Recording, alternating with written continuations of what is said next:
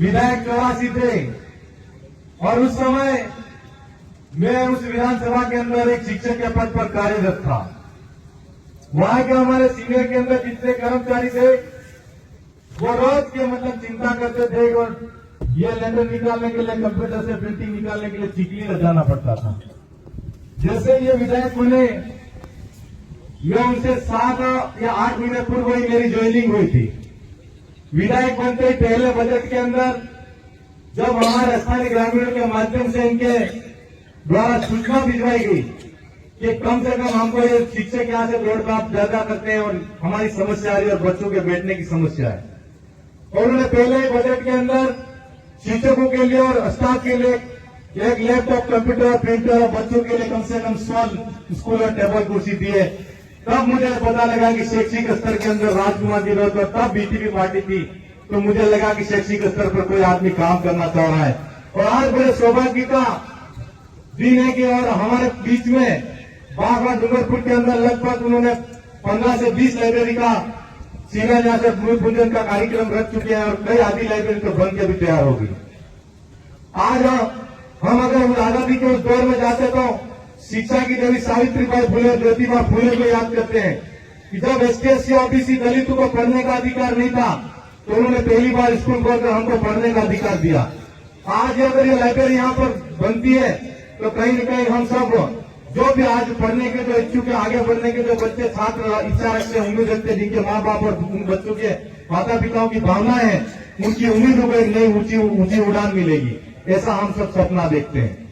आज कुछ समय पहले 2, 4, 5, 7 दिन पहले की बात है कि दिशा की बैठक के अंदर एक डूंगरपुर के अंदर मामला हुआ।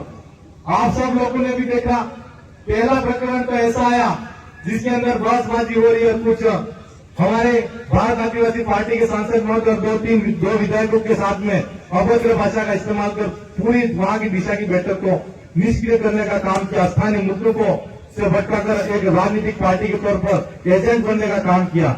यह इस क्षेत्र के लिए और हम सब के लिए बड़े शर्मनाक बात है कि आज आदिवासी होते हुए आदिवासियों के हक अधिकार की बात करने के बजाय वो व्यक्ति वहां पर दिशा की बैठक के अंदर बेमतलब का बखेड़ा खड़ा कर दिया।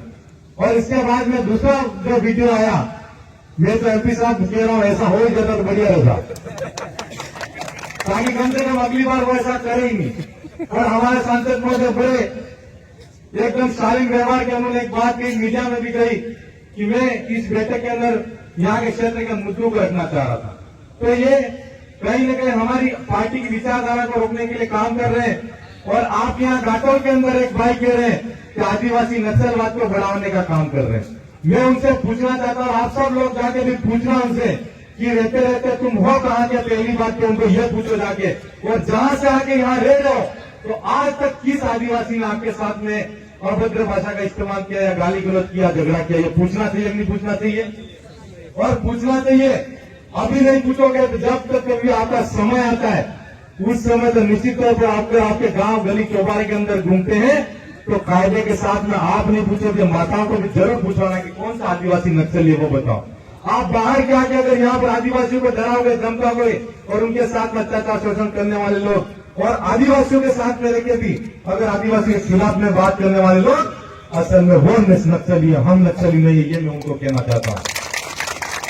आप सब लोगों को सावधानी के साथ में रहना है। और मैं निश्चित तौर पर आशा और विश्वास के साथ में कह सकता हूं कि 6 महीने के बाद में अपने अपने गांव के अंदर और वार्डों के अंदर सब सीमित हो जाओगे।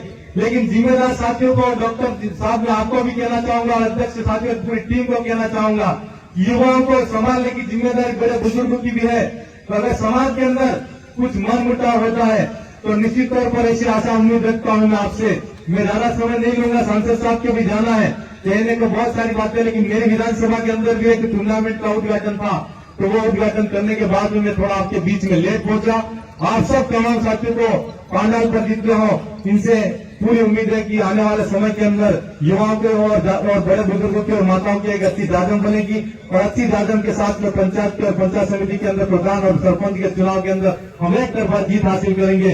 और जिला प्रमुख का जो हमारे वहां पर खटा बचा हुआ उस छोटे को उखाड़ के फेंक देना।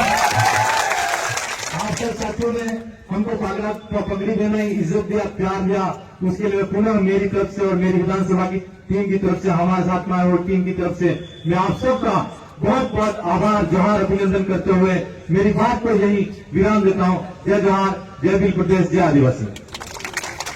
एक बात और कि मैं जो विधानसभा के अंदर ये किसान का जो खाद का मामला है वो निश्चित तौर पर उठाऊंगा। जगपुरा के अंदर जो खनन का मामला है वो भी निश्चित तौर पर उठाऊंगा। धन्यवाद जोहार। धन्यवाद जोहार। 1 मिनट के लिए गढ़ला जी, खुलासा जी को अनुरोध करता हूँ कुछ बात